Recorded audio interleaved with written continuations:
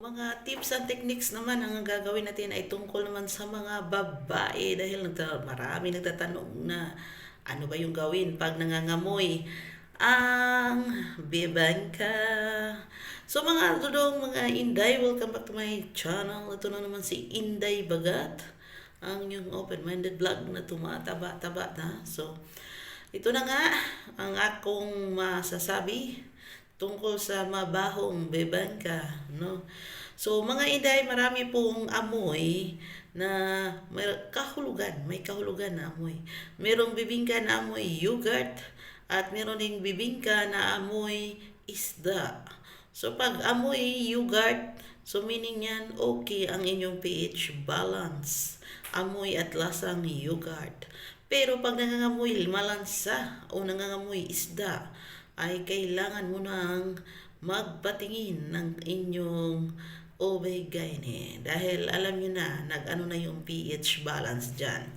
So, para sa mga babae na walang alam-alam, may natural po tayong janitor. May tagalinis po sa loob.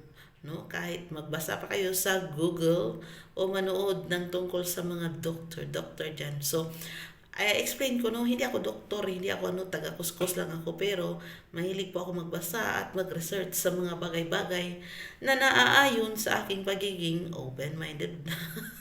Ay, grabe na to. So, yun na nga. So, may sarili po tayong janitor sa loob na kusang naglilinis at kusang nag-ano ng pH balance ng bibingka, no? So, hindi po ingon na meron tayong janitor, magsalig na lang tas janitor. Of course, kailangan din tayong marunong maghugas. Marunong din tayong maghugas-hugas dyan. So, maraming nagsasabi na mas maganda maghugas ng tinatawag nating toothpaste. Meron ding iba na gumagamit ng tinatawag nating mga brand dyan, mga beach care, mga ganyan, may ano pa, mga kick pie, mga ganyan-ganyan, no, na panghugas, no, ang dami, no, pag yun daw ginagamit mo, masarap daw kainin. So, wala naman tayong kontra dyan dahil lahat naman kailangan natin subukan para, of course, kung totoo hindi.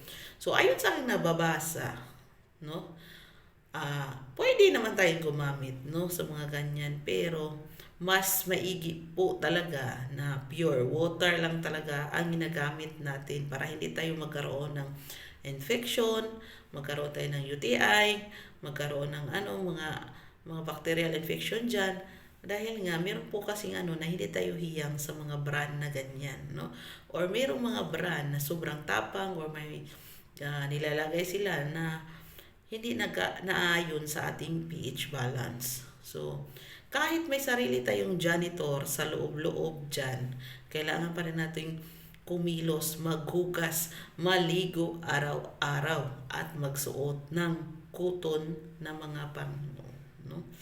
Hindi porket may janitor. Di ako maghugas kay may sabi nung nag-vlog noon, may janitor daw kasi may kusa daw naglilinis.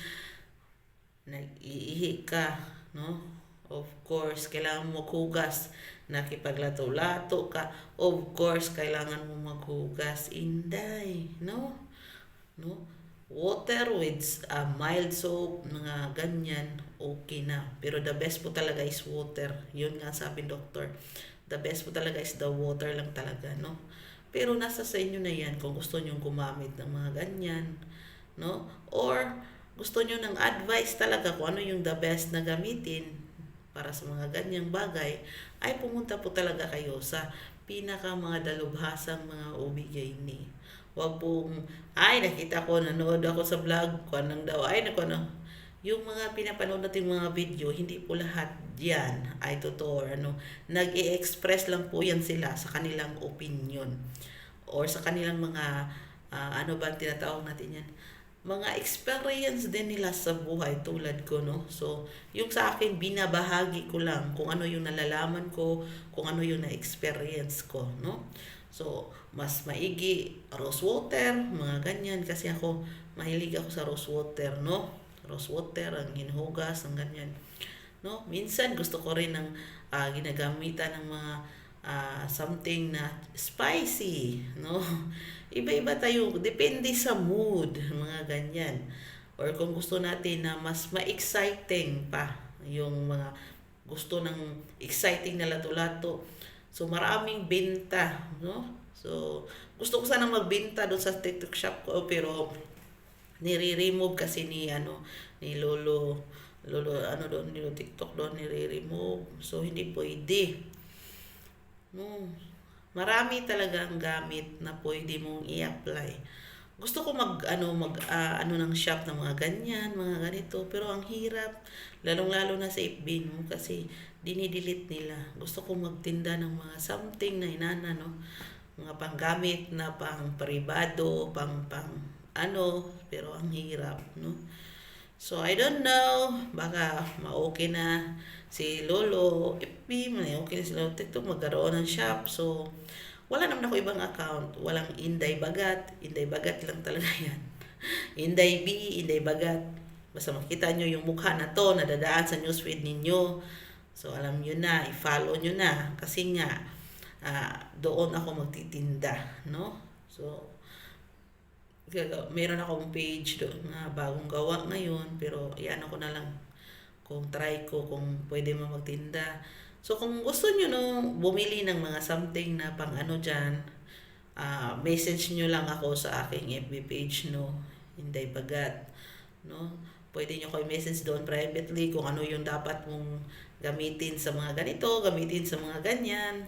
Kasi may mai-recommend din ako no, ng mga ganito, mga ganyan. So see you sa next video.